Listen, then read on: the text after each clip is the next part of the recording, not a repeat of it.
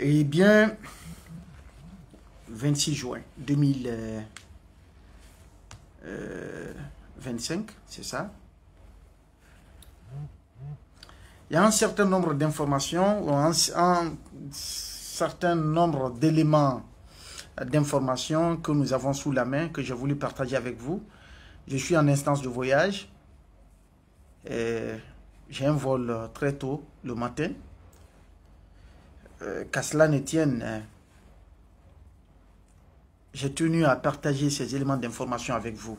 Il faudrait, en fait, l'information, elle est capitale aujourd'hui dans la vie de notre pays.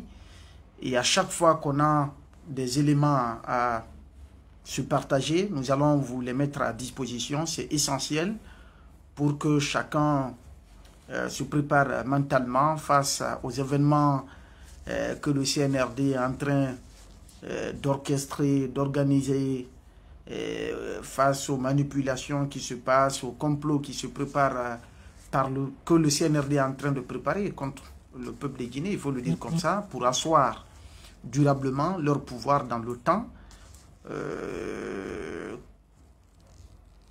malgré les aspirations du peuple de Guinée, malgré les engagements solennels qu'ils ont tenus devant le peuple de Guinée pour nous rassurer de leur bonne foi, de leur volonté à remettre la Guinée sur le chemin de la démocratie, de l'état de droit et de la bonne gouvernance. Je constate toujours qu'il y a du flou sur l'image. Accepter comme ça, je ne peux pas régler maintenant. J'arrive pas. On va se contenter de ça. J'espère que vous me recevez quand même. Il fait nuit, hein? Désolé, parce que en fait, vous pouvez regarder, ceux qui ne sont pas là, ils pourront regarder demain, parce que demain, j'aurai un long trajet. Et je ne pourrai pas être là, parce que l'information, c'est le temps aussi. Il faut tenir compte de ça. Il y a ces informations qui sont obsolètes. Et dès que le temps passe, ça n'a plus d'importance en fait. C'est pourquoi j'ai tenu à le faire, parce que la journée de demain et toute la soirée, je n'aurai pas le temps. Je voudrais commencer par souhaiter joyeux anniversaire à LVG, la mine Vrai Guirassy, notre boss. Ce soir, hier, j'étais dans les déplacements, je n'ai pas vu la notification. Je souhaite un très bon et joyeux anniversaire à notre Serekunti national, la mine Vrai Guirassy. Alors, chers frères et sœurs, les informations que nous avons sous la main et que nous voulons partager avec vous, premièrement, ce qui est capital, on va aller avec la présentation du projet de nouvelle constitution. Vous avez vu la nouvelle, ça a été annoncé partout que c'est demain, hein, c'est demain que, voilà, demain à Conakry, nous sommes jeudi déjà, que ce projet va être présenté au président de la transition, c'est ça? Voilà, jeudi 26, nous sommes déjà le 26. Vous avez vu la note? On a fait une note pour annoncer, il est dit que la présidence de la République a l'honneur d'inviter les institutions et hautes personnalités de la nation à la cérémonie solennelle de remise du projet de nouvelle constitution, symbole d'unité nationale et de destin commun. Tellement ils sont dans le pédantisme en fait, ils sont dans, disons, l'alignement des mots. Non, ça, ils ne tarissent pas quand même de mots. Hein? Destin commun, une constitution qui nous ressemble et nous rassemble. Bon, tout ça. Bref, c'est demain. D'accord? Mais je voudrais vous emmener juste à remarquer un certain nombre d'éléments, pour ceux qui ne sont pas au courant.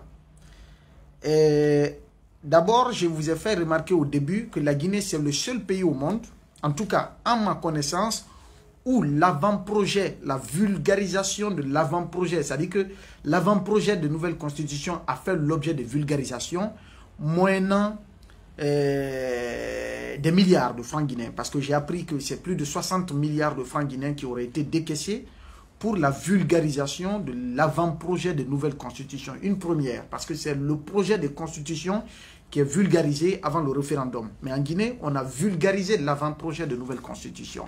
Et donc, ça veut dire qu'il faut s'attendre certainement à la vulgarisation aussi du projet de nouvelle constitution, ou peut-être on va aller à leur référendum comme ils le souhaitent.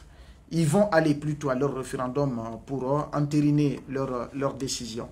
Mais ce qui est curieux dans cette affaire, que beaucoup de gens peut-être n'ont pas remarqué, vous n'êtes pas sans savoir que c'est le CNT, donc les conseillers nationaux, au nombre de 81 membres, qui sont censés voter n'est-ce pas, le projet de nouvelle constitution. Ce sont eux qui doivent voter le projet de nouvelle constitution et qui va être après, parce que l'avant-projet, après tout ça, là, il y a eu une commission de rédaction, il y a eu les experts qui ont analysé, ça fait les va-et-vient entre la présidence et le CNT. Après toutes ces péripéties-là, les conseillers nationaux devraient, n'est-ce pas, entériner ou décider de la dernière version qui doit être soumise au vote référendaire. On est d'accord? Vous êtes d'accord avec moi?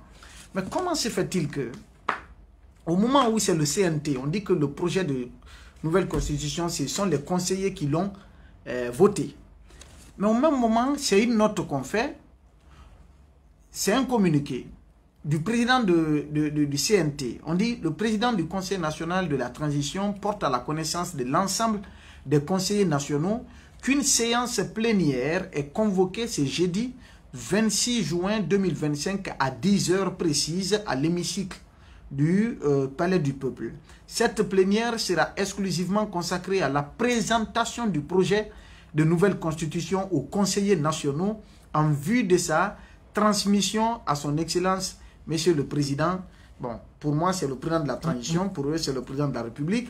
Ils disent, compte tenu de l'importance de l'ordre du jour et de la solennité de l'activité de remise qui succède à cette séance plénière, la présence de tous les conseillers nationaux est requise sans exception. Le président du Conseil national de la transition sait pouvoir compter sur le sens élevé du devoir républicain de chaque conseiller pour le bon déroulement de cette session historique. Conakry, le 25 juin 2025. La note a été faite aujourd'hui. Le communiqué a été fait aujourd'hui. Posez-vous la question. C'est-à-dire, ce sont les conseillers qui sont censés faire le projet de constitution. Et on les invite le jour même de la présentation de ce projet de constitution. On invite ces mêmes conseillers-là à prendre part à une séance au cours de laquelle on va leur présenter ce projet de constitution. Comment vous trouvez ça?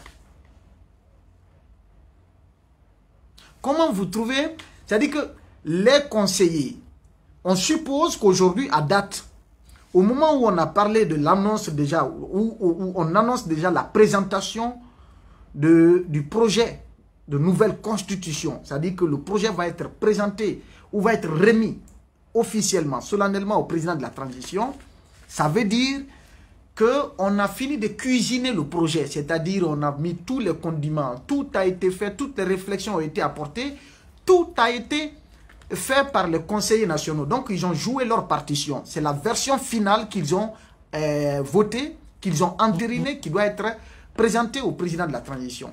Mais au même moment, on annonce aujourd'hui, à la veille de la présentation de ce projet-là, on invite les conseillers à une séance plénière pour, dit-on, leur présenter ce projet de constitution. Alors, qui l'a fait? Qui a fait le projet? Ce n'est donc pas les conseillers? Où est-ce que ça a été fait? Vous et moi, on se pose cette question. J'ai voulu attirer votre attention sur ce premier élément. Sur ce premier élément. C'est-à-dire, ceux qui sont censés voter une loi, on les invite pour leur présenter la loi. Vous comprenez ça un peu?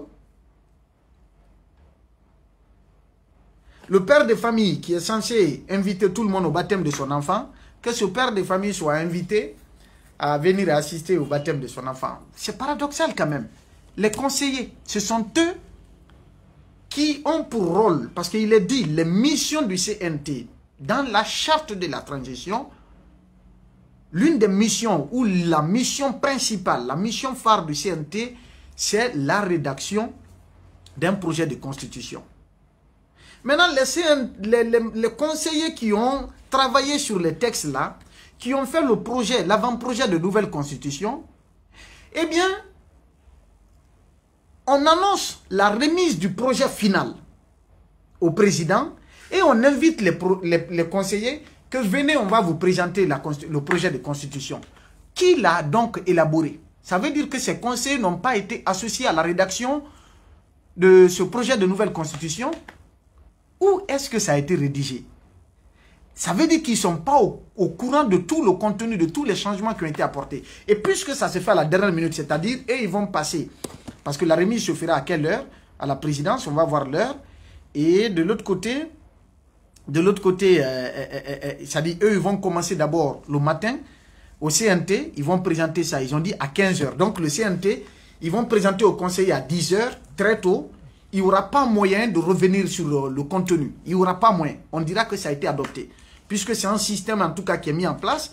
Pendant ça, vous n'êtes pas sans savoir que c'est complètement dominé par des activistes de la société civile, notamment du CNOX, dans ça. Et donc, il y a tout un clan, donc ils vont entériner ça à la majorité des voix. Il n'y a pas moyen de revenir là-dessus. On dira que c'est le CNT qui l'a voté, eh bien, avant que ce ne soit promulgué par le président pour être soumis au vote référendaire. Moi, franchement, je me pose cette question. Est-ce que vous avez compris un peu cette partie-là? Vous avez compris un peu? Le jour de la présentation du projet de nouvelle constitution, on invite les conseillers pour leur présenter ce projet de constitution. C'est paradoxal quand même. Ça, c'est le premier élément. C'est la première observation que j'ai voulu vous faire remarquer. Et le deuxième élément, c'est que beaucoup de gens ne savent pas. La présentation de ce projet de nouvelle constitution était prévue le samedi. C'était au Palais du Peuple. C'était prévu au Palais du Peuple, selon nos contacts bien introduits, en tout cas au sein du CNT. Il y a même eu, selon nos informations, qu'il y aurait eu même des décaissements d'argent pour inviter les mouvements de soutien au CNRD à prendre part à cet événement. Une grande mobilisation était prévue, c'est-à-dire Dansa Kourouma et tout son staff avaient misé sur une grandiose mobilisation des mouvements de soutien au CNRD à l'occasion de la présentation de ce projet de nouvelle constitution qui devrait se faire le samedi au Palais du Peuple de Conakry. Mais voilà que lui, il a fini de décider ça. Le CNT a fini de prendre cette mesure. Ils ont été surpris hier du communiqué de la présidence. Le CNT a été surpris du communiqué annonçant, c'est-à-dire modifiant la date de présentation du projet de constitution et le lieu de présentation. Le lieu, c'était le Palais du Peuple. La date, c'était le samedi. C'est ce qui était prévu. Le document, et ils ont fini, ils se sont préparés pour ça. Tout le cabinet de Dansa, tout le cabinet du CNT, ils se sont préparés pour une grandiose mobilisation le samedi afin de procéder à la remise du projet de nouvelle constitution. Le samedi. Mais patatras, la présidence fait sortir une note, un communiqué pour changer et le lieu et la date. Ce qui a surpris, n'est-ce pas, le CNT. Finalement, parce qu'on me dit effectivement, il y a eu une réunion hier. Il y a eu une réunion hier. J'ai les images de la réunion.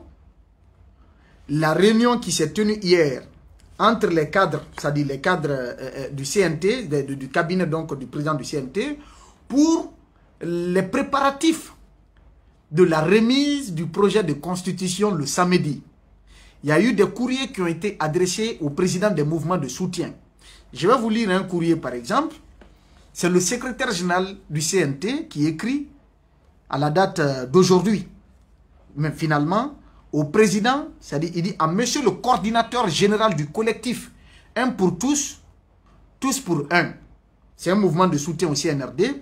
Invitation à la mobilisation républicaine.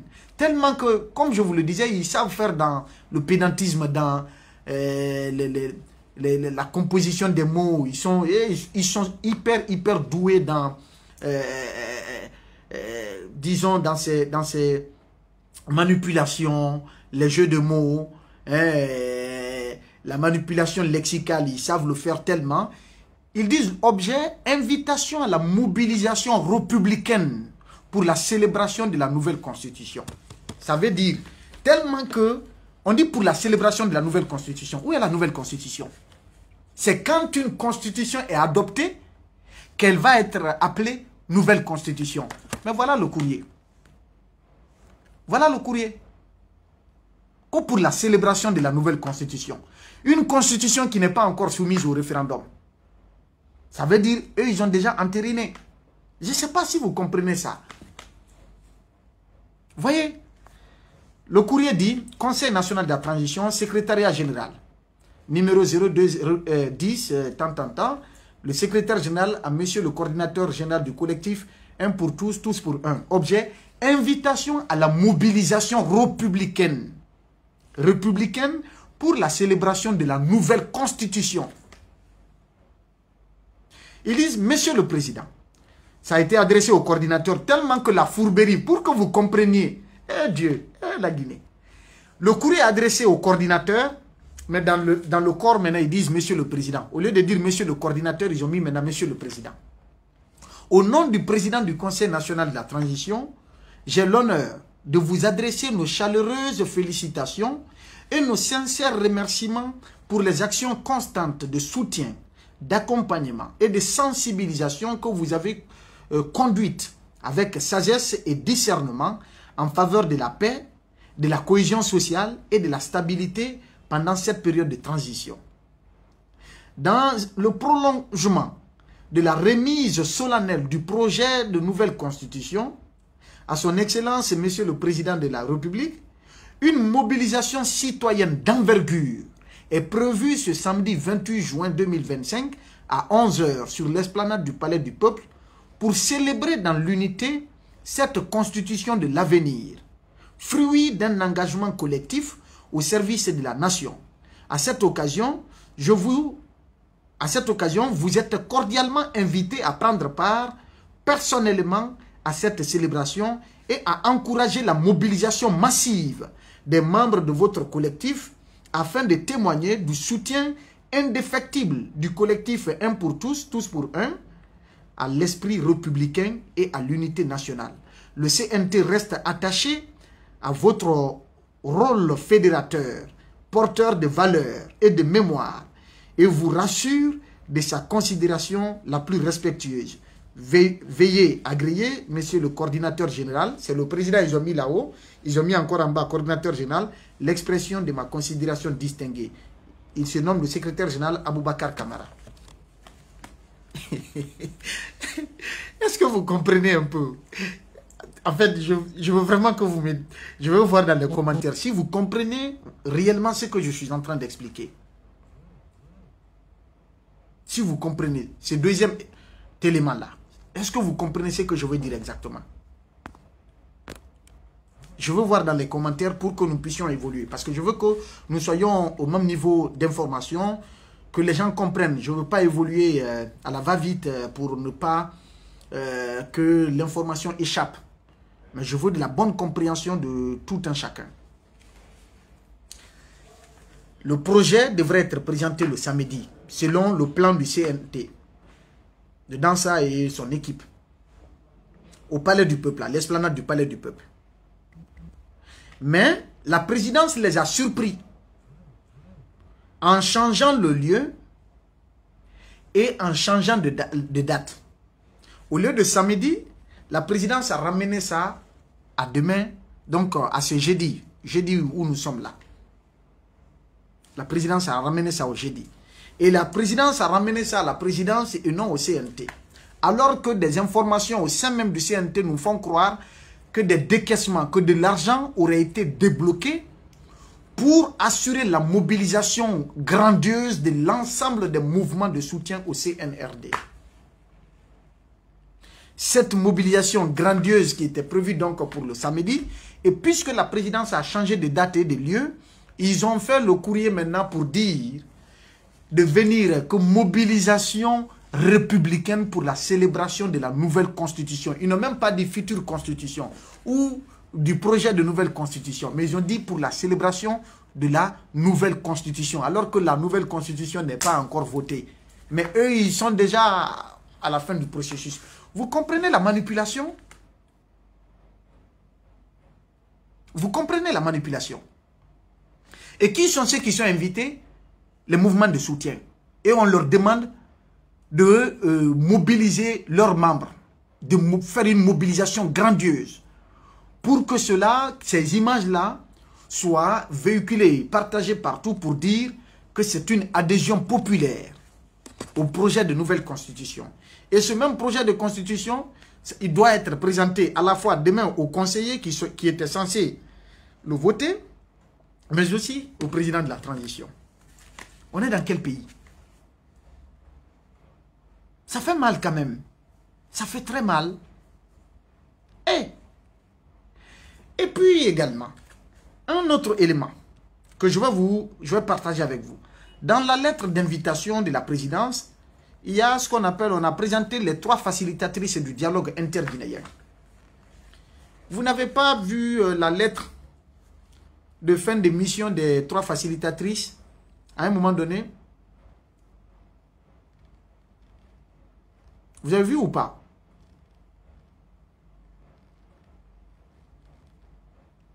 Tout le monde a vu ça.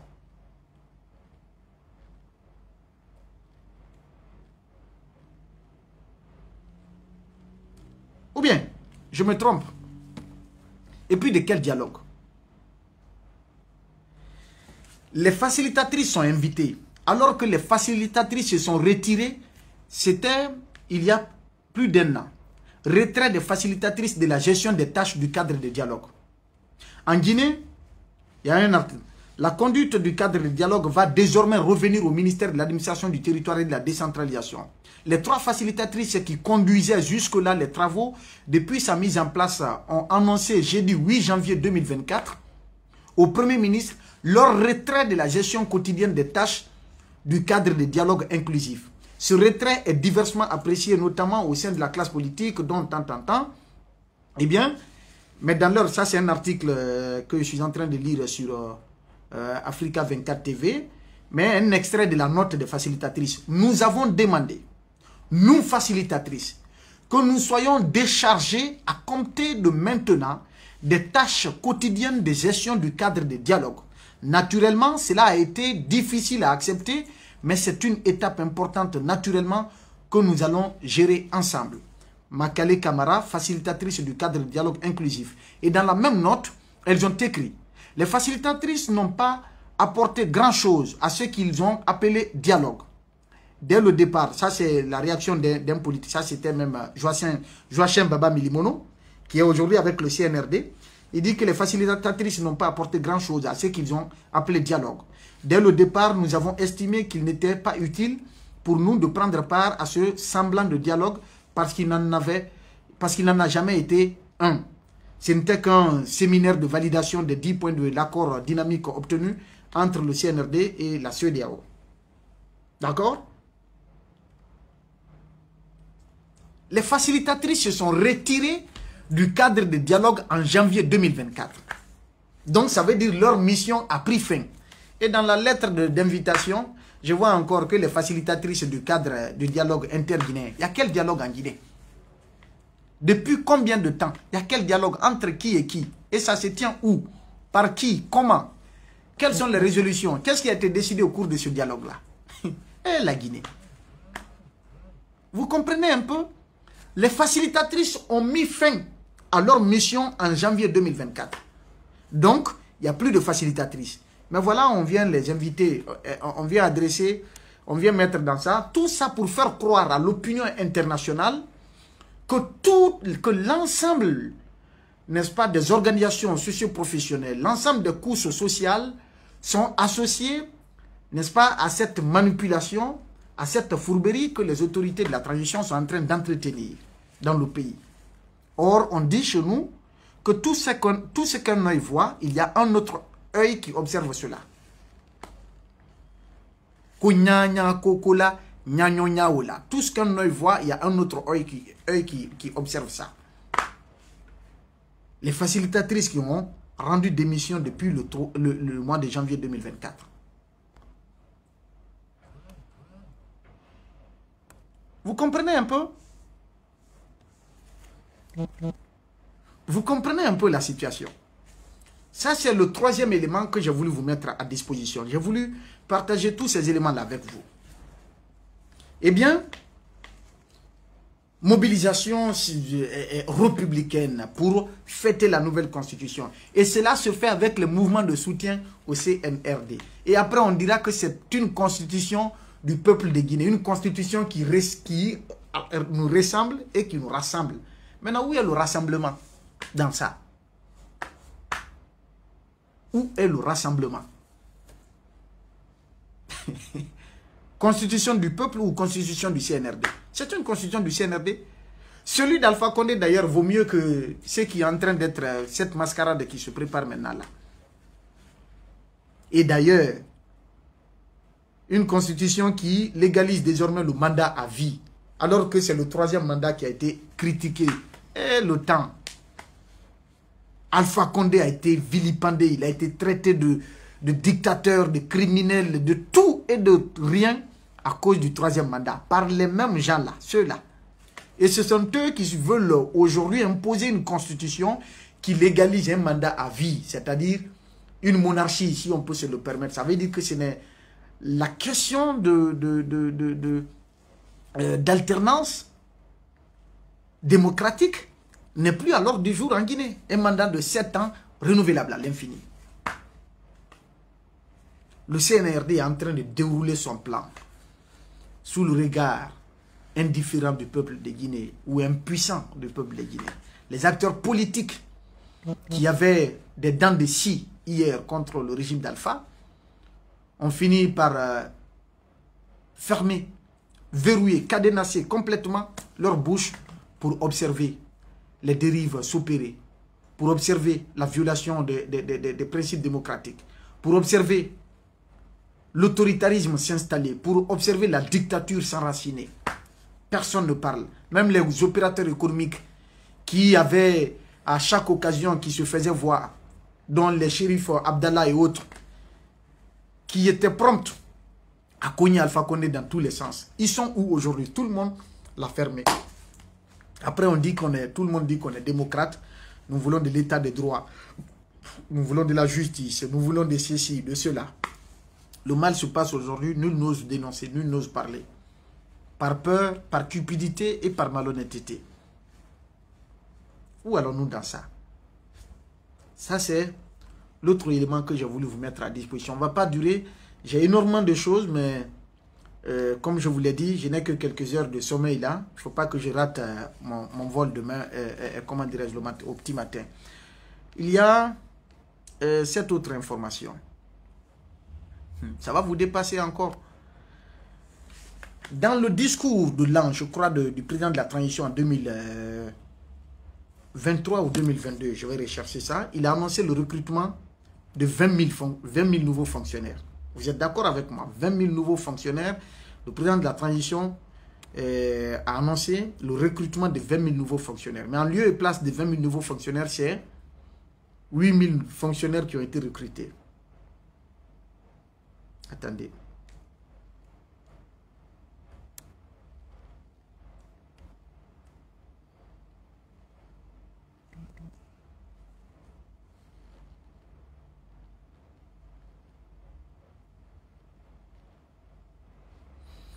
Donc, voilà, cela a été annoncé par le président de la transition dans son adresse à la nation. Il a parlé de 20 000 nouveaux fonctionnaires. Je crois que c'était en 31 décembre 2023, si je ne me trompe, parce que je ne retrouve pas là. Je ne retrouve pas ici. Mais en lieu et place de 20 000, vous allez retrouver le discours. Ah oui, ça doit être dans mon ordinateur ici, si je ne me trompe.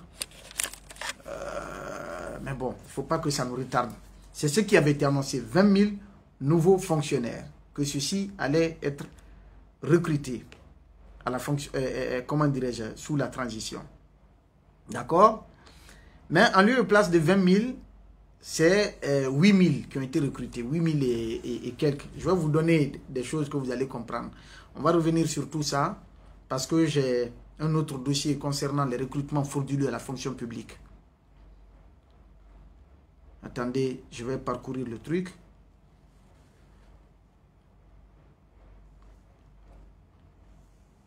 Voilà. Sur cette liste, c'est 8024.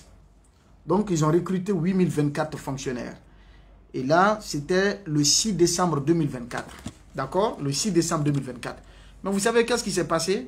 L'arrêté qui a engagé, qui a fait cet engagement, il y a eu un concours d'accès à la fonction publique. Donc, Un concours organisé en bonne et due forme.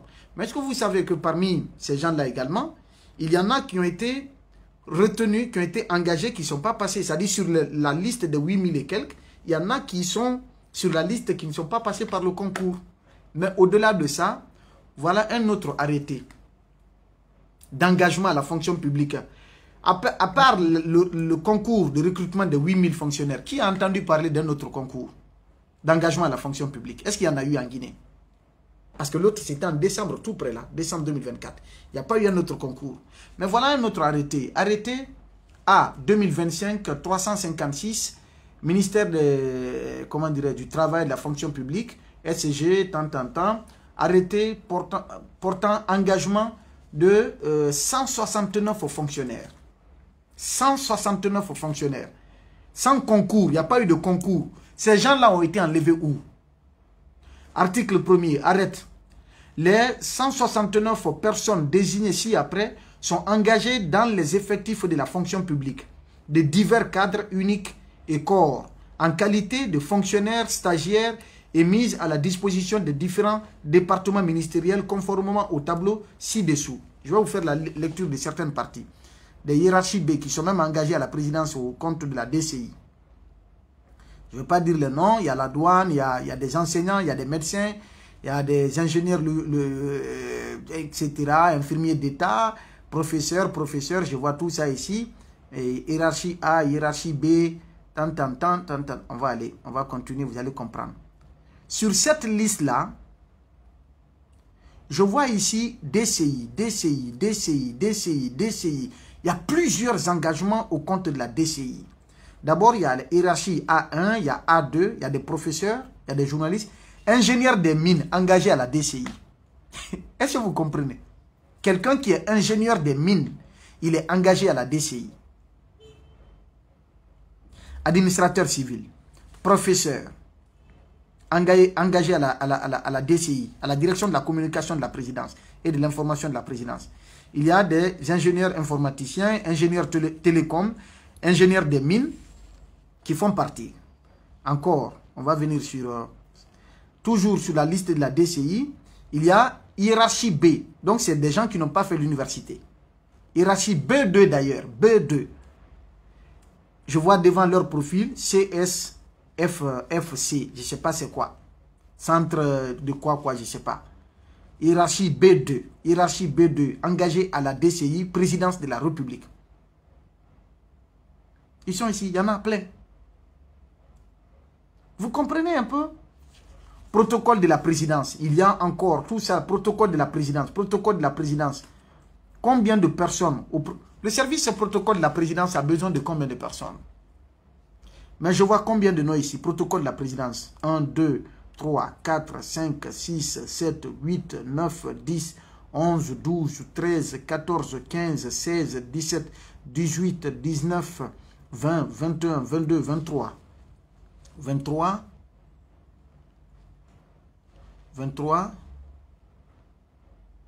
Voilà. C'est mélangé. C'est juste cette partie-là que je retrouve d'abord. Protocole de la présidence.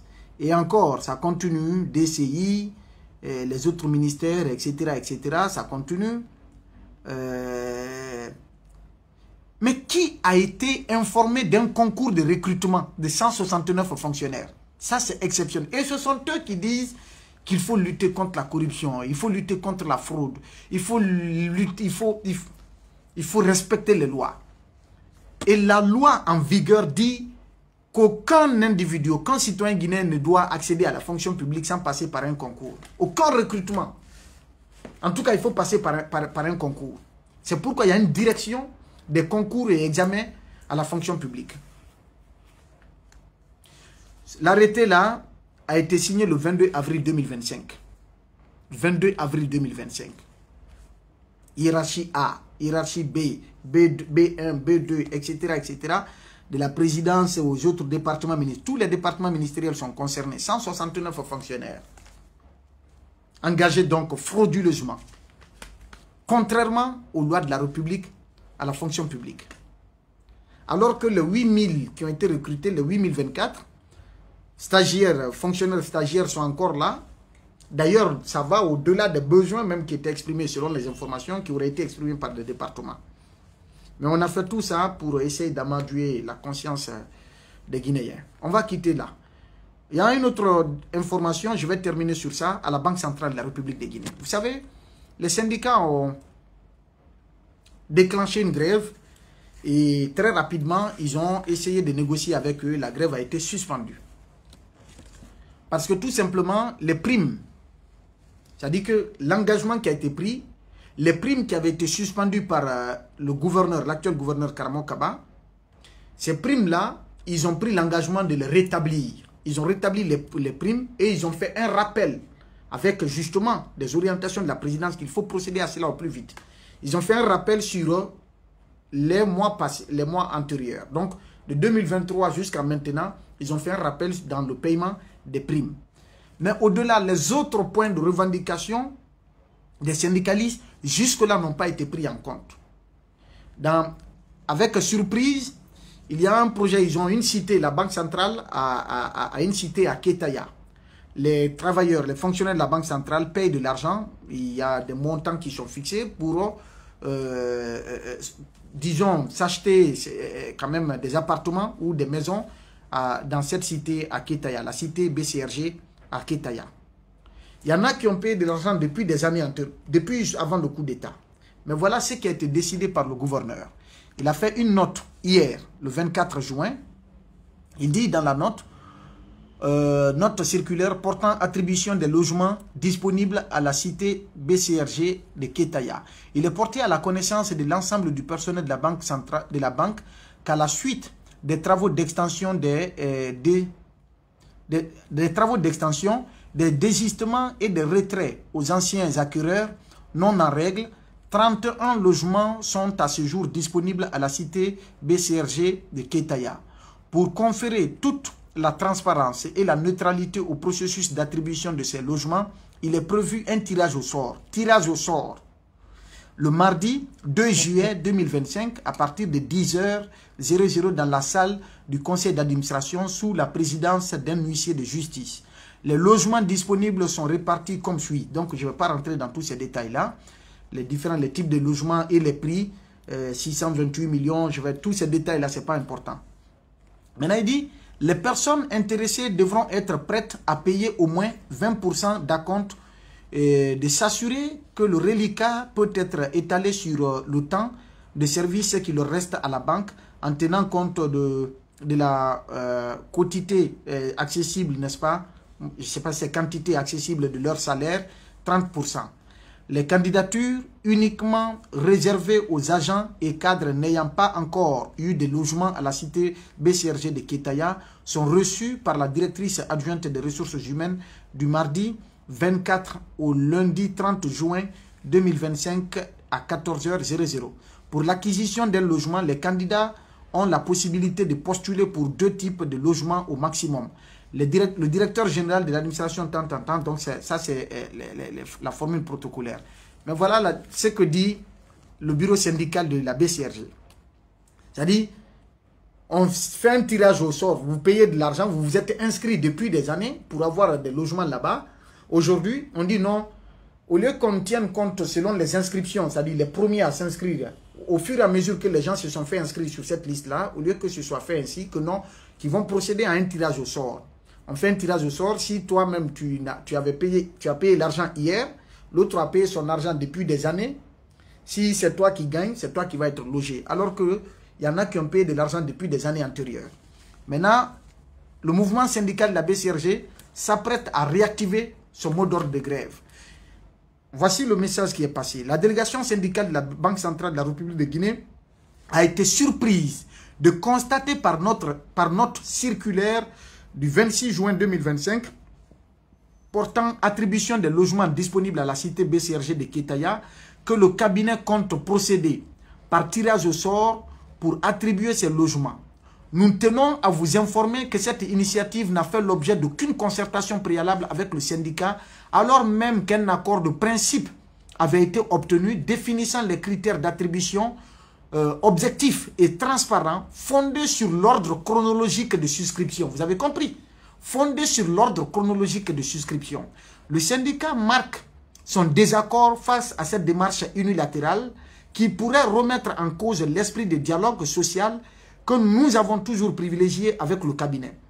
Dans cet esprit, nous appelons tous les travailleurs à garder le calme et à faire preuve de retenue. Le bureau syndical entreprendra dans les heures qui suivent des démarches formelles auprès des autorités de la Banque centrale en vue d'obtenir des explications claires sur cette situation dans le but de faire respecter les accords. Nous vous tiendrons informés de toute évolution dans les meilleurs délais. Restons unis, vigilants et solidaires. Le bureau syndical. Maintenant, ils ont entrepris des démarches auprès du cabinet du gouverneur. Ils n'ont pas eu de suite. La dernière information qui est passée, c'est celle-ci. La délégation syndicale de la Banque centrale de la République de Guinée informe l'ensemble des travailleuses et travailleurs que, malgré nos démarches répétées pour la reprise des négociations, le cabinet tarde toujours à revenir sur la table. Le syndicat dénonce vigoureusement cette attitude contre-productive, contraire à l'esprit de paix sociale et de respect mutuel. Nous appelons donc tous les travailleurs à rester mobilisés, solidaires et vigilants. Le syndicat se réserve le droit d'user de tous les moyens légaux et légitimes, y compris le recours à des actions collectives conformément aux textes en vigueur. Nous réaffirmons notre engagement au dialogue, ensemble restons unis et déterminés. Le bureau syndical. Donc, ils ont même... l'information commence à passer, que tout le monde n'a qu'à préparer son vêtement de couleur rouge pour réactiver la grève parce qu'ils ont compris que trop c'est trop, que le gouverneur ou que le cabinet du gouverneur n'entend pas entendre raison. Voilà un peu les informations que j'ai sous la main, que je tenais à vous mettre à disposition. Avant qu'on ne se retrouve après mon voyage, une fois que j'arrive à destination, on va revenir sur le dossier de la fonction publique. Il y a énormément de choses, des gens qui se sont fait arnaquer, des milliards sont en train de partir dans des poches des individus. Elles sont liées à la fonction publique ou pas, je n'en sais pas. Mais je vais donner toutes les situations. Toutes les situations, l'opinion sera informée de ce qui se passe. Voilà ce que j'avais à vous mettre à disposition. Merci aux uns et aux autres. Mes excuses pour vous avoir réveillé si tard. Et merci en tout cas pour la considération, l'estime et le respect que vous m'accordez. Merci et on se retrouve, Inch'Allah, dans les jours à venir.